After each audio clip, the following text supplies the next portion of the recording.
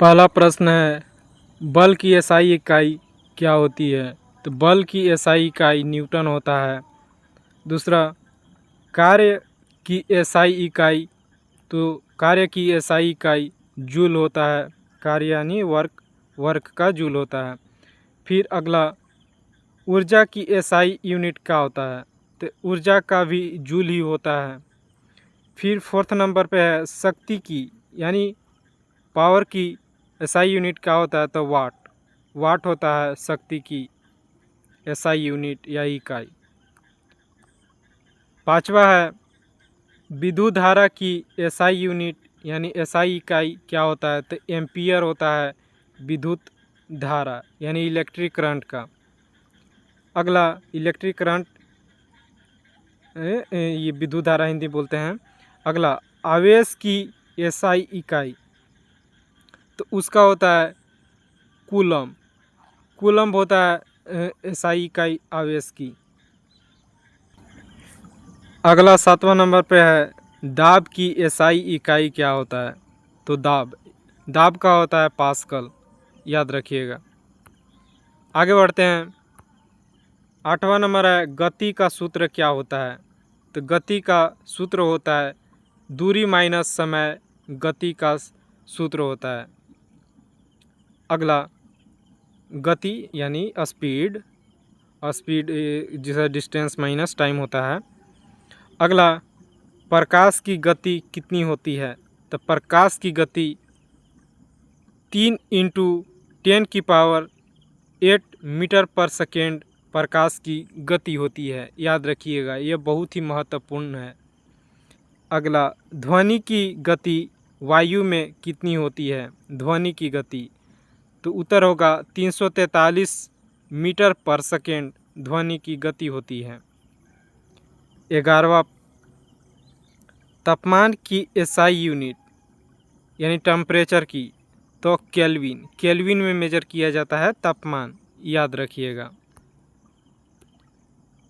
12वां है, गुरुत्व त्वरण का मान कितना होता है? तो 9.8 मीटर पर सेकेंड स्क्वायर गुरुत्व त्वरण का मान होता है। 9.8 मीटर पर सेकेंड स्क्वायर, याद रखिएगा, सेकेंड नहीं सेकेंड स्क्वायर। 13वां, बल का सूत्र क्या होता है यानी फोर्स का? तो फोर्स का होता है मास इंटू एक्सेलरेशन, m/a, याद रखिएगा। 14वां प्रश्न, कार्य का सूत्र क्या होता है यानी वर्क का? तो वर्क का होता है फोर्स इंटू डिस्टेंस या डिस्प्लेसमेंट, जो भी बोल लीजिए। तो यानी W वर्क का फॉर्मूला हो जाएगा F/d। 15वां है, ऊर्जा संरक्षण का सिद्धांत किसने दिया है? ऊर्जा संरक्षण का सिद्धांत, तो जूल ने, जूल बताता है ऊर्जा संरक्षण का सिद्धांत। अगला, चुंबक का उत्तर ध्रुव यानी नॉर्थ पोल किस दिशा की ओर होती है? तो ये तो सिंपल है, उत्तर दिशा में होती है यानी नॉर्थ साइड में, नॉर्थ डायरेक्शन में। अगला, प्रकाश का अपवर्तन नियम क्या है? तो स्नेल का नियम प्रकाश का अपवर्तन नियम कहलाता है। यह भी इम्पोर्टेंट है, याद रखिएगा, एनटीपीसी में अक्सर इसे पूछता है, यह रेलवे ग्रुप डी में। अगला है, लेंस में फोकस दूरी मापने की इकाई क्या है? जो लेंस होता है उसमें फोकस का दूरी मापने वाला इकाई तो मीटर में मापा जाता है, इसे भी याद रखिएगा। अगला 19वां प्रश्न, विद्युत शक्ति का सूत्र क्या है यानी पावर? तो उत्तर होगा V/I, V/I, इसे भी स्टार मार्क कर लीजिए, याद रखना होगा। अगला, ओम का नियम, ओम का नियम बहुत ही पूछता है, इसे ज़रूर याद रखिएगा। ओम का नियम होता है V=IR, यानी V बढ़ेगा, सॉरी, V=IR होता है, V बढ़ेगा तो आई भी बढ़ेगा। इसको बराबर करने के लिए आर लगाया जाता है, रेजिस्टेंस। अगला, धारा की दिशा किसके द्वारा निर्धारित होती है? तो उत्तर होगा स्रोत यानी सोर्स। सोर्स निर्धारित करेगा कि धारा की दिशा किधर जाएगा, किधर से होगा। अगला, ऊर्जा का प्रकार जो चलती वस्तु में होती है उसे क्या कहते हैं? तो गतिज ऊर्जा यानी काइनेटिक एनर्जी कहा जाता है। याद रखिएगा, ऊर्जा का प्रकार जो चलती वस्तु, यानी देखिए कोई भी चीज़ अगर चल रही है तो वहाँ पे काइनेटिक एनर्जी लगती है। अगला, 23वां, ऊर्जा का प्रकार जो ऊंचाई पर रखी वस्तु में होता है तो उसमें पोटेंशियल एनर्जी लगती है। जो भी ऊंचाई पे वस्तु रखी होती है उस पे पोटेंशियल एनर्जी लगती है। अगला, ध्वनि किस प्रकार की तरंग है? तो ध्वनि एक यांत्रिक तरंग है। इसे भी स्टार मार्क कर लीजिए, याद रखिएगा, यांत्रिक तरंग है ध्वनि। अगला, प्रकाश किस प्रकार की तरंग है? प्रकाश, यहाँ ध्वनि था, यहाँ प्रकाश है, तो यह विद्युत चुंबकीय तरंग। दोनों बहुत ही महत्वपूर्ण है, बहुत कंफ्यूज करता है, तो याद रखिएगा ध्वनि यांत्रिक तरंग होता है, प्रकाश जो कि विद्युत चुंबकीय तरंग होता है। कंफ्यूज नहीं होना। अगला, 26वां, एसआई प्रणाली में लंबाई की इकाई यानी एसआई यूनिट क्या होती है? लेंथ की एसआई यूनिट, तो मीटर। मीटर में मेजर किया जाता है लेंथ को, मीटर में। फिर अगला है, कार्य करने की दर क्या होती है? तो पावर। जो कार्य करते हैं उसे पावर में गिनते हैं। अगला, बल इंटू वेग। बल इंटू वेग पावर होता है, यानी पावर के फॉर्मूला पूछेगा तो बल इंटू वेग। अगला, बल का प्रकार जो वस्तु को गोल पथ पर घुमाता है तो उसे सेंट्रीपिटल यानी केंद्रीय बल फोर्स बोला जाता है। याद रखिएगा, सेंट्रीपिटल फोर्स जो वस्तु को गोल एक पाथ पर घुमाता है उसे सेंट्रीपिटल फोर्स बोलते हैं। अगला है, चुंबक के चारों ओर अदृश्य क्षेत्र क्या कहलाते हैं? तो चुंबकीय क्षेत्र यानी मैग्नेटिक एरिया बोला जाता है चुंबक के चारों ओर अदृश्य क्षेत्र। 31वां है, पानी का क्वथनांक कितना होता है? तो 100 डिग्री सेल्सियस। यहीं पे जाके वह उबलने लगता है। अगला, पानी का हिमांक यानी जमने का, बर्फ़ बनने का कितना होता है? पानी का हिमांक, टेम्परेचर, तो 0 डिग्री सेल्सियस पर पानी जमने लगता है और 100 डिग्री सेल्सियस पर खौलने लगता है। अगला, मानव शरीर का सामान्य तापमान कितना होता है? तो उत्तर होगा 37 डिग्री सेल्सियस। यह मानव शरीर का सामान्य तापमान होता है। अगर यह है तो आदमी स्वस्थ है, उसमें टेम्परेचर से होने वाली बीमारियां नहीं होगी। अगला, वायु दाब मापने का यंत्र कौन है?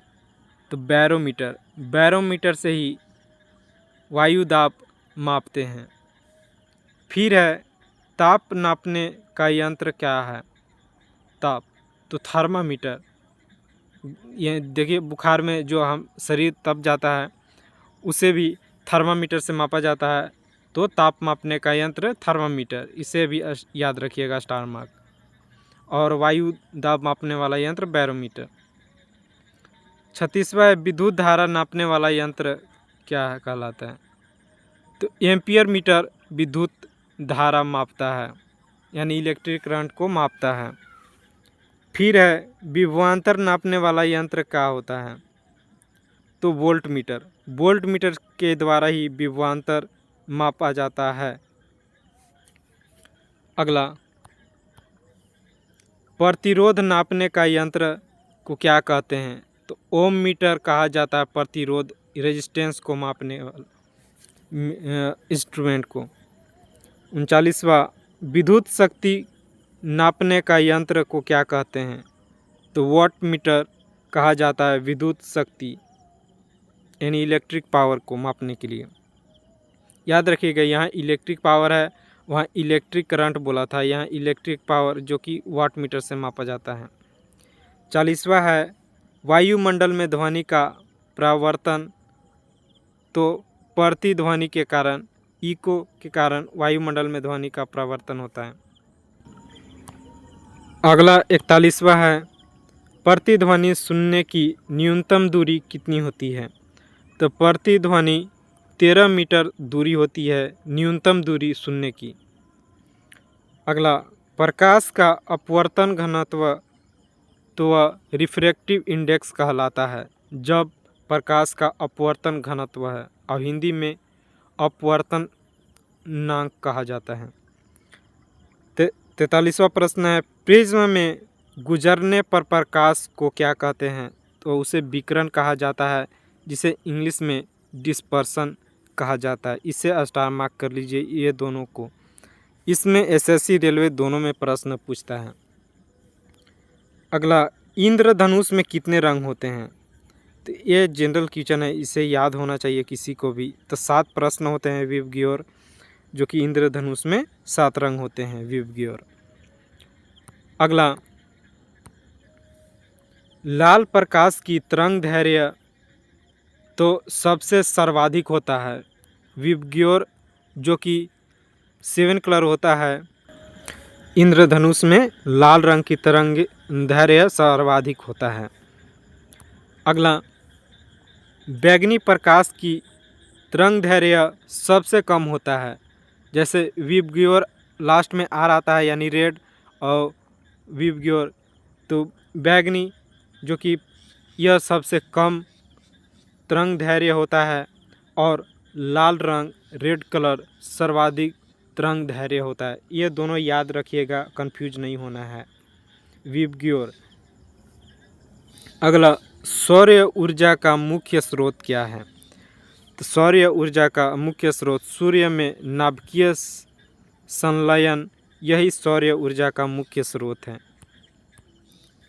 अगला रेडियो तरंगों का आविष्कार तो मार्कोनी के किया था रेडियो तरंगों का आविष्कार।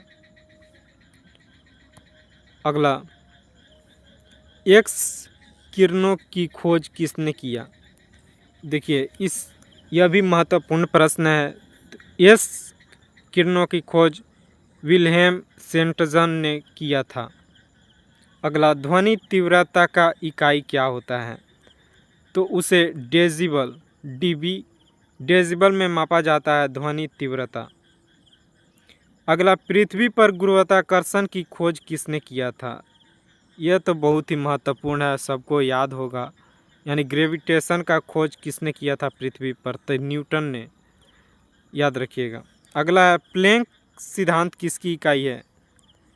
यानी प्लैंक थ्योरी, तो यह जूल सेकेंड का प्लैंक स्थिरांक इकाई है, प्लैंक स्थिरांक। अगला विद्युत चुंबकीय तरंग सिद्धांत, तो यह जेम्स क्लार्क मैक्सवेल के द्वारा दिया गया था। विद्युत चुंबकीय तरंग की सिद्धांत मैक्सवेल, याद रखिएगा, ज़्यादातर मैक्सवेल ही ऐसे पूछ देगा, जेके मैक्सवेल डायरेक्ट ऑप्शन में दे देगा।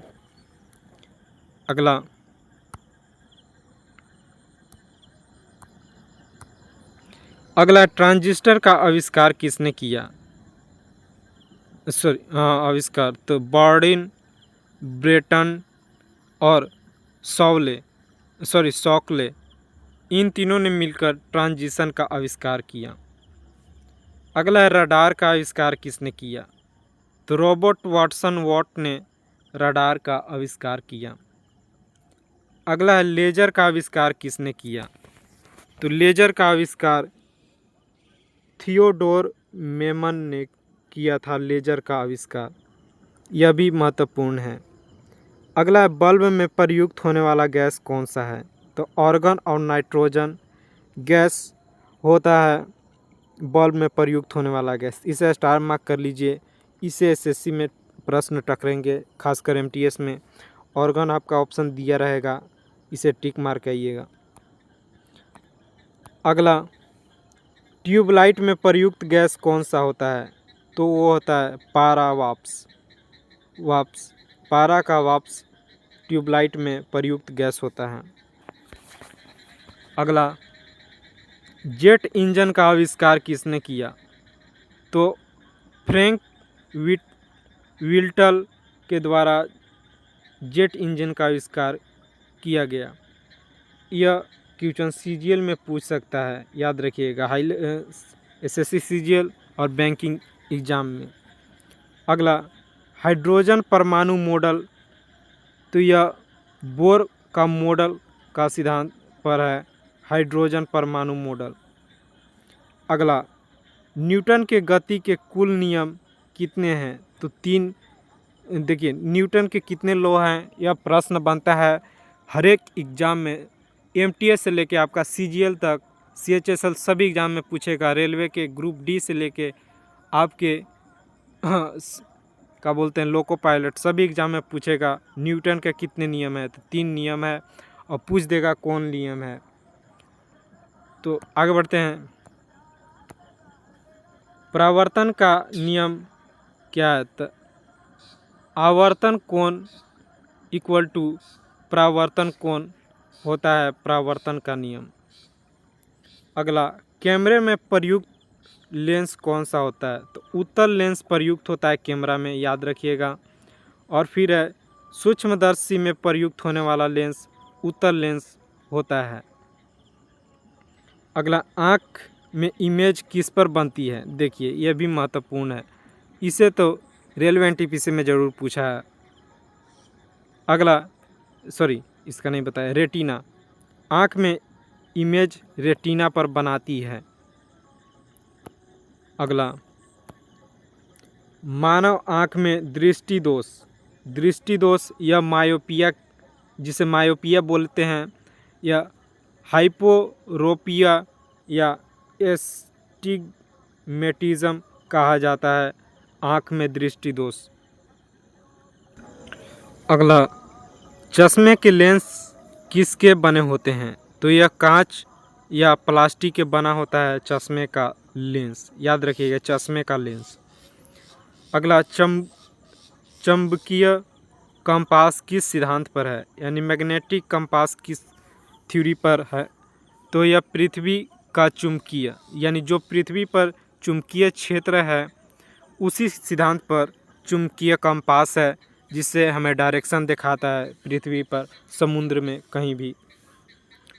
अगला विद्युत मोटर का सिद्धांत किस पर है? तो विद्युत चुंबकीय प्रेरण पर विद्युत मोटर का सिद्धांत है। अगला है डायनामो का सिद्धांत किस पर है? तो यह विद्युत चुंबकीय प्रेरण पर सिद्धांत डायनामो का सिद्धांत है। अगला है ध्वनि की पिच किस पर निर्भर करती है? तो ध्वनि की पिच आवृत्ति पर निर्भर करती है, यह भी महत्वपूर्ण है। अगला तरंग की ऊंचाई उसे एम्पलीट्यूड या आयाम में मापा जाता है, ये कहा जाता है जब तरंग की ऊंचाई उसे। अगला शीशा का गलनांक कितना है, यानी कितने डिग्री पर गलता है शीशा? तो 327 डिग्री सेल्सियस पर शीशा गलता है। इसे 3 स्टार दीजिए, यह बहुत महत्वपूर्ण है। अगला लोहे का गलनांक, लोहा कितना डिग्री पर गलता है? तो 1538 डिग्री सेल्सियस पर गलता है। फिर है सोने का गलनांक, तो सोना गलता है 1064 डिग्री सेल्सियस पर। सोना लोहा से कम होता है इसका गलनांक। फिर है अल्ट्रासोनिक तरंगों का उपयोग कहाँ किया जाता है? तो यह चिकित्सा के यानी डॉक्टरी लाइन में यूज किया जाता है और सोनार के पास यूज किया जाता है अल्ट्रासोनिक तरंगों का। अगला है माइक्रोवेव का उपयोग। तो माइक्रोवेव का उपयोग भोजन गर्म करने और संचार करने में किया जाता है माइक्रोवेव का। फिर है पराबैंगनी किरणों का उपयोग कहाँ किया जाता है। तो पराबैंगनी का निर्जतुकरण में किया जाता है पराबैंगनी किरणों का उपयोग। अगला है गामा किरणों का उपयोग कहाँ किया जाता है। तो गामा रेज का कैंसर ट्रीटमेंट में किया जाता है गामा रेज का। इसे 3 स्टार दीजिए, यह भी महत्वपूर्ण है। अगला है रेडियोधार्मिता की खोज किसने की। तो हेनरी बेकरल ने रेडियोधार्मिता का खोज किया। अगला है फोटोन का कोई द्रव्यमान नहीं होता है। जो फोटोन सबसे छोटी इकाई होती है उसकी द्रव्यमान नहीं होती है। फिर है तापीय ऊर्जा किससे मापी जाती है। तो वह कैलोरीमीटर इंस्ट्रूमेंट से तापीय ऊर्जा मापा जाता है। फिर है न्यूटन के तीसरे नियम का उदाहरण बताएं। तो न्यूटन का तीसरे नियम का उदाहरण है रॉकेट का प्रक्षेपण। न्यूटन का तीसरा नियम है। अगला यह उदाहरण है। अगला है भार और द्रव्यमान का में अंतर। तो भार बदल सकता है लेकिन द्रव्यमान स्थिर ही रहता है। यही भार और द्रव्यमान में अंतर है। अगला घनत्व का सूत्र क्या होता है। तो घनत्व का सूत्र द्रव्यमान माइनस आयतन होता है। द्रव्यमान माइनस आयतन होता है घनत्व का सूत्र, याद रखिएगा। अगला तरंग की चाल किसमें मापा, ये फॉर्मूला क्या होता है। तो आवर्ती गुना तरंग दैर्घ्य आवर्ती का चाल होता है। अगला द्रव्य दाब की खोज किसने किया। तो पास्कल ने। और पास्कल में इन्हीं के नाम पर पास्कल में मापा जाता है एसआई यूनिट द्रव्य का। अगला आर्किमिडीज का सिद्धांत क्या है। यह 11th में है। तो यह उत्प्लवावन बल आर्किमिडीज का सिद्धांत है। अगला ध्वनि निर्वात में नहीं चलती है। इसे याद रखिए, निर्वात में ध्वनि नहीं चलती है। फिर है प्रकाश निर्वात में चल सकता है। प्रकाश निर्वात में चल सकता है। यह दोनों में डिफरेंस है, महत्वपूर्ण है, कंफ्यूज हो जाते हैं बच्चे। अगला ताप का संचरण के तरीके। तो ताप के संचरण के तरीके चालन, फिर संवहन और विकिरण, यह 3 तरीके हैं ताप का संचरण के। अगला प्रकाश का शुद्ध रूप से परावर्तन दर्पण से होता है। प्रकाश का शुद्ध रूप से परावर्तन। अगला कैमरे में शटर का कार्य प्रकाश नियंत्रित करता है। कैमरे में शटर का कार्य। अगला रेडियो में तरंग पकड़ने का कार्य कौन करता है। तो एंटीना करता है रेडियो में तरंग पकड़ने का। देखिए छत पर एंटीना लगा होता है, उसे हिलाते डुलाते हैं तो टीवी में सिग्नल दिखाता है और रेडियो में भी। अगला परमाणु घड़ी किस पर आधारित है। तो परमाणु घड़ी सीजियम परमाणु के दोलन पर आधारित है, इसे याद रखिएगा। अगला भूकंप की तीव्रता मापने का यंत्र क्या है। तो रिएक्टर स्केल भूकंप का तीव्रता मापने का यंत्र है। इसे स्टार मार्क कर लीजिए। अभी एनटीपीसी में आया था 2025 जो अभी चल रहा है। अगला प्रकाश का रंग संयोजन। तो आरजीबी यानी लाल, हरा और नीला प्रकाश का रंग संयोजन है आरजीबी। यह बहुत ही महत्वपूर्ण है, स्टार मार्क कर लीजिए। फिर है अंधेरा होने का कारण। तो अंधेरा होने का कारण प्रकाश का अभाव, यही उत्तर है। फिर है पृथ्वी पर दिन और रात, तो यह घूर्णन के कारण पृथ्वी पर दिन और रात होता है। और हमारा आखिरी सवा प्रश्न है वर्ष ऋतु परिवर्तन का कारण क्या है? तो परिक्रमण और ध्रुवी का झुकाव वर्ष ऋतु परिवर्तन का कारण है।